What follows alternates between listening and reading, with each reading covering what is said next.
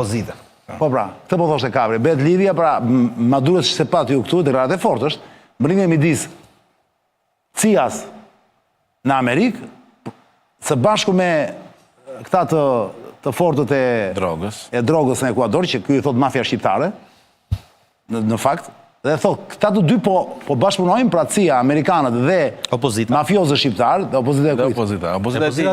Pa tjetër, pra, në Venezuelë, pa tjetër, po gjithmonë pa tjetër duhet dhe një i brëndshëm, po pa tjetër. Për të më rëzuar, por ne të kemi ushtritët, kemi policinë e tjerë, dhe je flete për atë princin që ishte ai princ...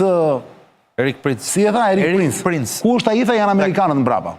Që është kjo Erik Prince? Ka një kompani Blackwater, me sa di unë, është një kompani amerikane, e cila merret me trajnimet policeske dhe i ka qenë në një trajnim para një muaj në prill në Ekuador. Edhe këto e krijen këtë lloj lidhje, domethënë. Tani po vëllai është marksist po. Pak minuta, nuk do rim shumë të kjo, po prapë gjithësi në vetvete kjo është një skup i paparë, që të arrinte dhe Maduro i Venezuelës, ta ankojë për mafian shqiptare, dakor? Sepse ati janë i parzgjedhje tani, që ta dim. Ati janë i parzgjedhje. Në Ekuador apo në Venezuelë? Jo, në Venezuelë. Janë i parzgjedhje që nuk e di, janë zgjedhje presidenciale apo janë zgjedhje parlamentare? Presidenciale. Presidenciale. Jo, nuk janë presidenciale, janë zgjedhje parlamentare tani më duket. Ja, kur presidenti i Venezuelës Maduro denoncon lidhje me mafias shqiptare me qeverinë ekuadoriane. Dhe thotë që po ndryhin në Venezuelë për të prishur zgjedhjet. Janë arrestuar deri tani 38, sa tha? 38 persona.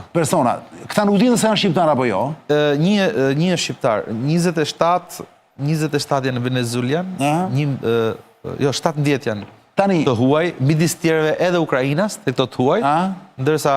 Tani, si ta lexojmë të gjinish? Ta lexojmë si më shkojmë mua në mendje, që këtu Amerikanët për të rëzuar Maduron, se nuk e duan, një pjesë të teknikave që përdorin janë dhe mafia shqiptare të drogës në Ekuador, së bashku me opozitën e Maduros për të rëzuar. Pra në këtë rast, mafia shqiptare... Ja, së duket ky rasti. Nuk është ky rasti? Ose mafia shqiptare atje, si pas Maduros me kë, aji e tha troqë, janë me Amerikanët. Maduro ka qenë, është në pushtet që nga 2013. Dhe herës ka nxjerr teza komplotesh. Dhe epiqendra e komplotit janë Shtetet Bashkuara të Amerikës. Sepse Maduro është marksist, është i majtë. Tani çështja kjo nuk është nuk e përjashton faktin që mos jetë komplot. Jo, atë që është i majtë. Qartë, po të majtët e Amerikës Latine nuk kanë lidhje të majtët e vëllës, se janë marksist. Nuk kanë lidhje, dhe shikojnë armikun kryesor Shtetet Bashkuara të Amerikës. 25 maj janë zgjedhjet, pas 4 ditësh po të dielën po. Parlamentare janë. Dhe çështja është kjo, Çani, ajo që unë nuk e shoh domethënë si një tezë e cila qëndron në këmbë, sepse ai flet për akte terroriste, për mina që do hedhin në erë trupet diplomatike, ambasadat, institucionet e... Shkon që thot, e shep se Amerikanëve i duhet arama për veshtjerave o Çani, i ka qunat gati. E se më qonte edhe mua dikush tani mesazhe dhe thonte mos Rama po gjenë mënyrën për të afruar me Amerikën duke lëviz me çunat. Nëse këto janë gjëra. Nëse më kjo është pak e egzageruar, por në çudi mos u duket vëlla. Ajo që është interesante këtu Çani është kjo për mendimin tim. Do të pres vetëm një sekondë për të sqaruar publikun. Ju e dini rolin e mafias italiane gjatë luftës së dytë botërore? Po. Kjo është historike, besoj nuk është komplot apo jo? Po. Ju e dini që është e faktuar. Është e faktuar kjo oral. Atëherë, pse habitemi ne? Pse të qojmë komplote, i thot Maduro? Fali sekundë. Këto njifën e histori, më këto janë gjëra që kanë ndodhur. Kjo është diçka shumë vogël. Nuk ka të Jo, po çon si kam, unë nuk po e krahasoj si ngjarje të madhe apo të vogël. Po them, janë teknika që kanë ndodhur dhe që ndodhin në gjithë këtë histori. Po, në teori këtë. Po pse më vjen praktik më? Çani, jo më po them, nuk e di as për të rastin, por në teori këtë drejt se ka ndodhur më përpara. Nëse mund ta mbyll që ta marr shumë kohë. Faqen dhe preva. Është një djalë shqiptar me mbiemrin Kasmi, i cili jeton atje me pasaportë kolumbiane, i cili në Kolumbi? Jo, në Ekuador. Ka hyrë në Ekuador dhe është arrestuar në aeroport. Ka padur pasaportë kolumbiane. Kur kështu kjo? 2-3, po ky është e vetmja linjë. Jo, kur ka ndodhur? Me cilën lëviz Maduro. Kur ka ndodhur kjo e Kasmit që thotë? Ditën që ka ndodhur operacioni. Operacioni dje ka ndodhur. Po? Tani, ky është një person i vetëm i cili shkap me 3 telefona, me pasaportë venezueliane, i cili ka pronotuar një hotel dhe pagesa për hotelin ka nga Shtetet e Bashkuara të Amerikës. Domethënë, këtu e ngren komplotin. Vetëm kaq thotë? Kaq është historia e pjesës shqiptare. Sepse i gjithë grupi që shkap nuk ka asnjë shqiptar tek ato 38 vetët, por ka një të vërtetë shumë të madhe, cilët edhe në mënyrë fiction, tezave të tilla komplotiste mund t'i funksionojnë, që shqiptarët janë një pol shumë i rëndësishëm i mafjes dhe trafikut ndërkombëtar, dhe që ka një bazë shumë të madhe në Ekuador. Dhe gjithë ato që ne flasim këtu para se po flisim për Shqipërinë, për Ramsin, dhe gjithë ato para që po ndërtohet Shqipëria, faktikisht këtu është vrima e fundit, sepse ato vinë gjitha nga ndej, janë pjesë e trafikut. Para 2 vjetësh, 3 vjetësh tani, mos gaboj, ka patur një raport ndërkombëtar për Shqipërinë. Në Shqipëri vetëm ndërtim para droge janë pastruar 5 miliard. 5 miliard. Kështu që minimumi, kështu që të deklaruar kur thot raporti 5 mund të jetë 2 fishi, kështu që çështja është kjo që mafia shqiptare ka kaluar nga këto 30 vite, nga faza e trafiqeve vitet 90, qeneve njerëzore, klandestinëve, kaloi në trafikun e drogës, tash ka arritur në krim të organizuar dhe në organizim terrorist. Më ndiq pak lutem. Ty po ndjek, po ndërkohë prezoj mesazhe që vinë për mafia shqiptare është në nivele terroriste sot. E di pse? Se ka definicion bota. Kur organizatat e palishme që merren me aktivitet palishëm ndërhyjnë në proceset politike ose kanë qëllime politike, përdorin mjete të terrorit, të frikës për qëllime politike, ato janë organizata terroriste. Dhe kjo ka ndodhur në Shqipëri.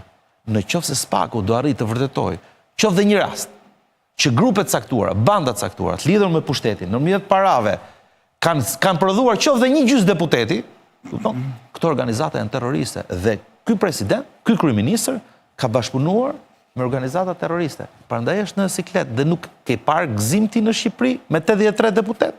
Nuk ka gëzim me Majta. Nuk ka gëzim. Nuk feston. Sepse ajo di pse i ka marrë. E ndjen që ka ngrënë një lugë çort të prishur. E pejkaloi, as vet nuk donte kaq Rama. As vet nuk donte kaq shumë. O ikëm te Rama. Tjetër rast kaluar te Maduro. Shqiptarët i beson ti teorisë që mafia shqiptare i thot Maduro që ekziston, pavarësisht se Maduro e thot për histori tjetër, për interesin e vet. E beson që mund të jetë në marrëdhënie me CIA-n për të rrëzuar Maduron? Patjetër, ka raste pafund që të gjitha shtetet për të përmbysur sistemet caktuara kanë bashkëpunuar me banda me, shiko, amerikanët bashkëpunuan me talibanët për të përballë me rusët. Harrove ti? Me talibanët.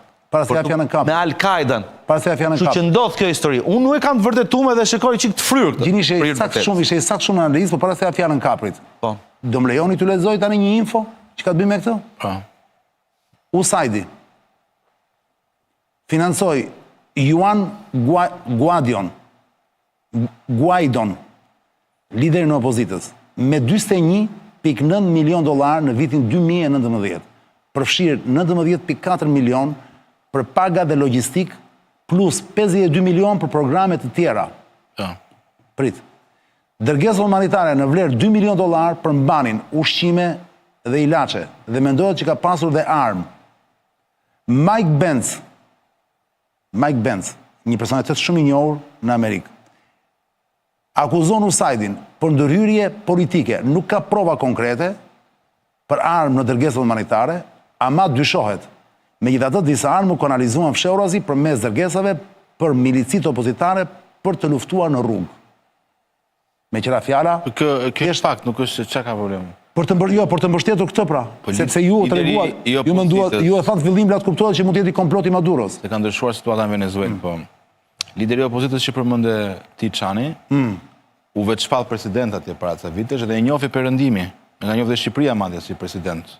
Dhe këto janë ndihma që i erdhën opozitës dhe presidentit opozitës, por që nuk ja dolën dot në fund fare të marrin pushtetin përballë Maduros. Tani, ne duhet ishim krenar nëse për shkak mafia shqiptare arrin të rrezojë Maduron. Jo, tani aty ka një kontekst vendor që është interesant. Se ka vetë gjinish. Jo, gjë. Ne duhet ishim krenar që mafia shqiptare të rrezonte Maduron. Po jo, më çka, kjo është skandal tani. Po pse jo, më burr, ai është kundër amerikanëve. Vetëm ai që qëndron pushtet me mafia mund të jetë krenar, ne s'mund të jemi shtet mafios. Po do të dëgjoja pyeta Çatin, domethënë më thash, ma përshkruaj pak kush problemi me ChatGPT-n. Po. Ha çfarë thot ChatGPT? Sa gjuna sa. Kush problemi me Ekuadorin, e them? E lodhëm Chatin edhe editor. Fjalia e dytë më thot, grupet kriminale ndërkombëtare përfshirë mafian shqiptare kanë zgjeruar. Dhe ka një realitet lokal atje që përfshin shqiptarë dhe kjo është e trisht. Pra Ekuadori ka dalë jashtë kontrollit dhe politik. U bën zgjedhjet para një muaji, i kanë kontestuar dhe tregojnë për individ shqiptarë të cilët janë shumë të fortë dhe kanë marrë përsipër pikërisht të transportin e drogës. Kjo është pjesa më e vështirë. edhe mafia shqiptare. Dhe në kontekstin ati lokal, po të kërkosh, të lexosh, mbahen si shumë shukuje shqiptari, zoti, e kupton, kanë hyrë pra, e kanë krijuar një lloj miti atje në Ekuador. Po edhe në gjithë atë zonën e Amerikës Latine, se Ekuadori është si zonë kryesore tranzitit të drogës, dhe të Çbas dhe Evropës. Dhe ndaj dhe me që shkapur një shqiptar atje, Maduro e përdor për të thënë që trafiku i drogës, paraja. Por ka diçka tjetër që duhet ta theksojmë tek Venezuela, që aktualisht Maduro ka marrëdhënie pothuajse s'po the preferenciale, po të qeta me Trumpin, me administratën e re. Pra kanë pasur një lloj stabiliteti, çlirimi, kanë pas disa vizita ambasadorësh, pra nuk është më njëjta situatë që ka qenë disa vite më përpara dhe në logjikën time të ftohtë është që Maduro po e përdor këtë thjesht për ato zgjedhjet e brendshme aty që është për efekt elektoral të brendshëm. Efekt elektoral të brendshëm, kaq. Pastaj thjesht për të shtuar dhe për ta përmbyllur pa humbur kohë. Sepse ne që merremi shumë edhe me politikën edhe I që duar ndaj kaprise nuk do të dëgjosh mikrofon. Na, s'ka problem. Venezuela, Brazili, Argentina, në teori, do të ishin vendet më të pasura, jo të Amerikës Latine, po edhe të botës, për shkak të resurseve të jashtëzakonshme që kanë. Dhe në Amerikën Latine, vendi më i pasur është vendi që është më i varfër në burime natyrore, që është Kili. Dhe këtë themi shpesh, domethënë që liria ekonomike, iniciativa, sa më larg qeveria, mundson që njerëzit të pasurohen në të kryen. Argentina ishte vendi nga më të pasurat deri në luftën e dytë botërore, ai eksperimentoi me socializmin, ka probleme të mëdha. Venezuela e njëjta gjë, pra është nga vendet me burimet e naftës më të mëdha në botë. Dhe ndërkohë që Kili është vend malor, pa burime, është vendi e OECD-s, eksportuesi i demokracisë, i lirisë ekonomike, i zhvillimit potencialit njerëzor, dhe vendet e tjera pasaj si Venezuela këto kanë shkuar në faliment. U kënaqem shumë sot zonja zotëri me Kaprin, Arald Kaprin, i cili është zgjedhur deputet zyrtarisht, bëhet i tillë në shtator kur filloi sezoni parlamentar. E përshëndesim, urojmë sukses e Kaprit, do e kemi her pas here në studio apo jo Kapri? Sa herë që të kesh dëshirë për të ardhur dhe për të thënë gjëra. Me kënaqësi. Ju e dini në këtë emision ka një rregull, nëse ke ndonjë gjë për të thënë, je i mirëseardhur. Po s'ka asgjë për të thënë, mbyll gojën dhe ri atje ku je. E falenderoj Gjinishin, pjesë e emisionit, tashmë Ermir Gjinishi, profesor, historian, teolog. Isha ere parë që isha me Gjinishin. Edhe ere parë që takoja, kështu që kaluam bukur. A, si shtakuar ndonjëherë? Jo. Ah, dakor, bëhet qefi. Në fakton jam kumbari shumë njerëz që takojnë për herë të parë. Dhe njëra fjala përshëndes gjithashtu me që folëm tani së fund, folëm tani gjatë për në 20 minuta. Përshëndes gjithë shqiptarët që na shohin nga Ekuadori. Janë të shumë çunat e Ekuadorit. Njerëz janë ata të shkretët pavarësisht se bëj sakrifica të mëdha kur e mendon. Rrihen nuk shikoni bardhëzi këto punë. Ju doli emri çunat e Ekuadorit. Na shohin tani ora është 6 e aty tani është ora 6:17 minuta në pasdites. Po themi 18:17. 6 orë brapa, 5 orë sa i bie. A radio? Orari kafes masdites. Orari kafes masdites, po. Qëse na shikoni, viva Maduro apo jo? Jo. Poshtë Maduro. E Kapri, do shifemi, ja? Faleminderit. Kënaqja shumë. Me gjëra fjalë dio, e kemi Kaprin për t'ia bërë qokun tamam me Eraldi se kemi mik të vjetër. Kapri se fini e kemi? Po. Zërbe. Po. Ne takohemi të premten, po ju lëmë këtë këngë që e kam pritur Kaprin dikur, në fillim fare, pa ditur dhe vetë Kapri do bëjë deputet një ditë, e fusja në studio me këtë këngën, ja dëgjoni. Takohemi të premten bashkë. Ciao.